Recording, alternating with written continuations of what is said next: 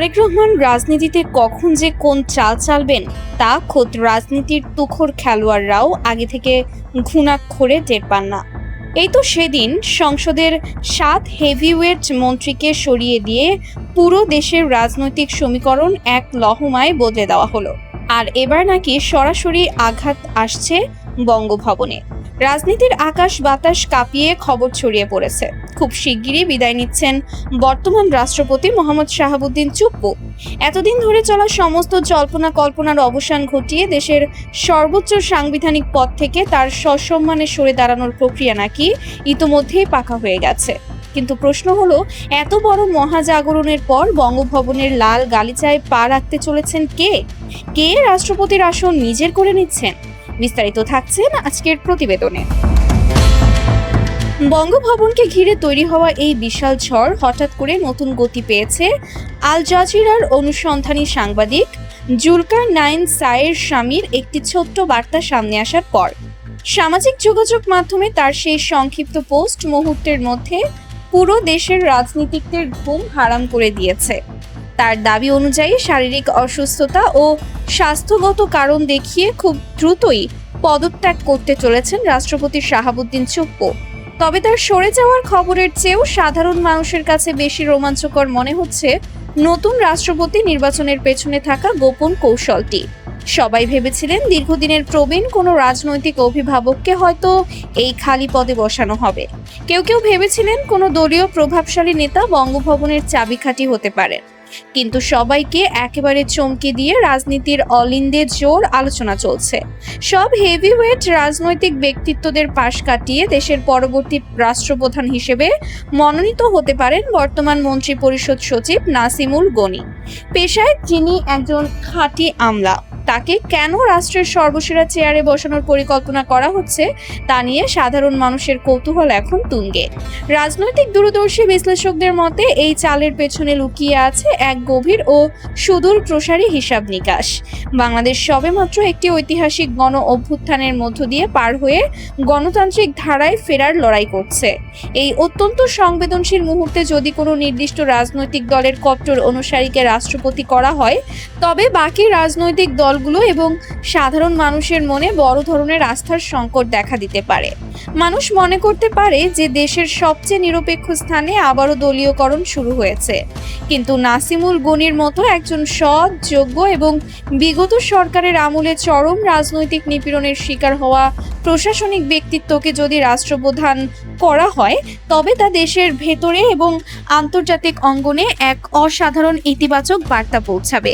এর মাধ্যমে পরিষ্কার বোঝা যাবে যে নতুন বাংলাদেশ পরিচালনায় দলীয় পরিচয়ের চেয়ে মেধা, যোগ্যতা এবং চরম নিরপেক্ষতাকে বেশি মূল্য দেওয়া হচ্ছে। তাছাড়া দেশের প্রশাসনিক কলকবজা কিভাবে চলে সে বিষয়ে তার অগাধ অভিজ্ঞতা থাকার কারণে যে কোনো জরুরি বা সংকটময় মুহূর্তে তিনি পুরো দেশকে একটি স্থায়ী প্রশাসনিক স্থিতিশীলতা উপহার দিতে পারবেন। তবে এই খবরের পর সাধারণ মানুষের মনে একটি বড় সাংবিধানিক প্রশ্ন উঠতে পারে। একজন ব্যক্তি যিনি জাতীয় সংসদের সদস্য নন এবং একটি সরকারি লাভজনক পদে কর্মরত আছেন, তিনি কিভাবে দেশের রাষ্ট্রপতি পদে বসবেন? আমাদের সংবিধান কিন্তু এই বিষয়ে খুব সুন্দর এবং পরিষ্কার ব্যাখ্যা দিয়ে রেখেছে। সংবিধানের 48 অনুচ্ছেদের 4 নম্বর ধারা অনুযায়ী রাষ্ট্রপ্রধান হতে হলে প্রধান 3টি শর্ত পূরণ করতে হয়। প্রথমত, তাকে অবশ্যই বাংলাদেশের একজন নাগরিক হতে হবে। দ্বিতীয়ত, তার বয়স হতে হবে কমপক্ষে 35 বছর। আর তৃতীয়ত, তার মধ্যে জাতীয় সংসদ সদস্য নির্বাচিত হওয়ার সব ধরনের যোগ্যতা থাকতে হবে। এখানে গভীর মনোযোগ দিয়ে দেখলে বোঝা যায়, সংবিধানে কোথাও বলা হয়নি যে আপনাকে বর্তমান সংসদ সদস্য হতেই হবে, বরং বলা হয়েছে সংসদ সদস্য হওয়ার মতো আইনগত যোগ্যতা থাকলেই চলবে। কিন্তু নাসিমুল গনি যেহেতু বর্তমানে সরকারের সর্বোচ্চ প্রশাসনিক পদ অর্থাৎ মন্ত্রিপরিষদ সচিবের লাভজনক পদে দায়িত্ব পালন করছেন, তাই সরাসরি পদে থেকে তিনি রাষ্ট্রপতি হতে পারবেন না। সেক্ষেত্রে তাকে প্রথমে নিজ পদ থেকে পদত্যাগ করে একজন সাধারণ নাগরিকের পরিচয় গ্রহণ করতে হবে। পদত্যাগের পরপরই তার রাষ্ট্রপতি হওয়ার ক্ষেত্রে আর কোনো সাংবিধানিক বা আইনি বাধা থাকবে না। বঙ্গভবনের এই মহা রদবদলের খবরটি কেবল সাধারণ প্রশাসনিক পরিবর্তন নয়, এর পেছনে রয়েছে অত্যন্ত শক্ত আঞ্চলিক ও ভূরাজনৈতিক অঙ্ক। আন্তর্জাতিক সম্পর্ক বিশেষজ্ঞদের মতে চলতি বছরের শেষের দিকে কিংবা সামনের দিনগুলোতে দেশে নতুন করে রাজনৈতিক অস্থিতিশীলতা তৈরি করার নানা চক্রান্ত হতে পারে। সাম্প্রতিক রাজনৈতিক পরিবর্তনের পর বৈশ্বিক পরাশক্তিগুলোর মধ্যে যে নতুন আঞ্চলিক মেরুকরণ তৈরি হয়েছে, তাতে প্রতিবেশী রাষ্ট্রগুলোর প্রভাব ও মনস্তাত্ত্বিক চাপ বেশ স্পষ্ট। দেশের একটি দায়িত্বশীল রাজনৈতিক দল আশঙ্কা করছে পরিস্থিতির সুযোগ নিয়ে বঙ্গভবন থেকে যদি হঠাৎ করে কোনো জরুরি অবস্থা জারি করা হয় বা সংবিধানের বিশেষ সুযোগ কাজে লাগিয়ে পেছনের দরজায় ক্ষমতার হাত বদল করার চেষ্টা করা হয়, তবে দেশ বড় ধরনের বিপদে পড়বে। বর্তমান রাষ্ট্রপতির প্রতি রাজনৈতিক দলগুলোর পূর্ণ আস্থা না থাকায় এই ঝুঁকি থেকেই যাচ্ছে। এরকম একটা স্পর্শকাতর সময়ে বঙ্গভবনের মতো গুরুত্বপূর্ণ জায়গায় যদি এমন কেউ বসে থাকেন যিনি বাইরের চাপের কাছে মাথা নত করতে পারেন, তবে তা নতুন বাংলাদেশ গড়ার সব স্বপ্ন ধূলিসাৎ করে দেবে। ঠিক এই জায়গাতেই প্রয়োজন একজন শক্ত মনের, কঠোর ও বিচক্ষণ আমলার, যিনি প্রশাসনিক নিয়মের ভেতরে থেকে যে কোনো ধরনের আন্তর্জাতিক বা আঞ্চলিক চক্রান্তকে এক নিমেষে রুখে দিতে পারবেন। নাসিমুল গনিকে সেই শক্ত ও নিরপেক্ষ প্রাচীর হিসেবেই দেখা হচ্ছে, যিনি কঠিন সময়ে দেশের সংবিধানকে রক্ষা করতে পারবেন। 24-এর গণবিপ্লবের পর শেখ হাসিনা সরকারের পতনের পর থেকেই বঙ্গভবনে শাহাবুদ্দিন চুপ্পুর উপস্থিতি নিয়ে ছাত্র জনতা এবং রাজনৈতিক দলগুলোর মধ্যে প্রচণ্ড ক্ষোভ ছিল। তাকে পদত্যাগ করানোর জন্য রাজপথে একের পর এক বিক্ষোভ ও স্লোগান হয়েছে।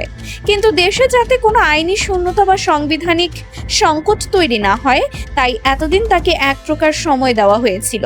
কিন্তু বিশ্লেষকরা মনে করছেন সেই সহ্যের সময় এখন শেষ হয়ে এসেছে। তাকে সরিয়ে দেওয়ার জন্য একটি আন্তর্জাতিক মানসম্পন্ন ও সম্মানিত বিদায়ের পথ সাজানো হয়েছে। আর ঠিক এই সময়টিতেই সবচেয়ে যোগ্য নাম হিসেবে উঠে এসেছেন নাসিমুল গনি। তিনি কোনো সাধারণ সরকারি কর্মকর্তা নন, তবে গণ অভ্যুত্থানের পর আবারও তাকে সসম্মানে ফেরানো হয় এবং মন্ত্রী পরিষদ সচিবের মতো গুরুত্বপূর্ণ দায়িত্ব দেওয়া হয়। শাহাবুদ্দিন চুপ্পুর বিদায় যে এখন কেবল সময়ের ব্যাপার, তা দেশের রাজনৈতিক পরিবেশ দেখলেই স্পষ্ট বোঝা যায়। জুলাই বিপ্লবের রক্তক্ষয়ী চেতনার সাথে বর্তমান রাষ্ট্রপতির পদে টিকে থাকা একেবারেই মানানসই ছিল না। রাজনৈতিক দলগুলোর মধ্যে যে দূরত্ব ও দ্বিধাদ্বন্দ্ব তৈরি হয়েছিল, তার পেছনে বঙ্গভবনের এই অমীমাংসিত সমীকরণটি সবচেয়ে বেশি দায়ী ছিল। তাই কোনো ধরনের সহিংসতা বা নতুন সংকট তৈরি না করে খুব সম্মানজনক উপায়ে অসুস্থতার দোহাই দিয়ে শাহাবুদ্দিন চুপ্পুকে বিদায় জানানো প্রশাসনিক দিক থেকে সবচেয়ে বুদ্ধিমানের কাজ বলে মনে করছেন অভিজ্ঞরা। বঙ্গভবনকে ঘিরে তৈরি হওয়া এই হাই ভোল্টেজ রাজনৈতিক নাটকীয়তা শেষ পর্যন্ত কোন দিকে মোড় নেয়, তা দেখার জন্য এখন পুরো দেশ অধীর আগ্রহে অপেক্ষা করছে। আগামী কয়েকদিনের মধ্যে স্পষ্ট হয়ে যাবে তারেক রহমানের এই মাস্টার প্ল্যান দেশের রাজনীতিতে কতটা বড় প্রভাব ফেলতে পারে।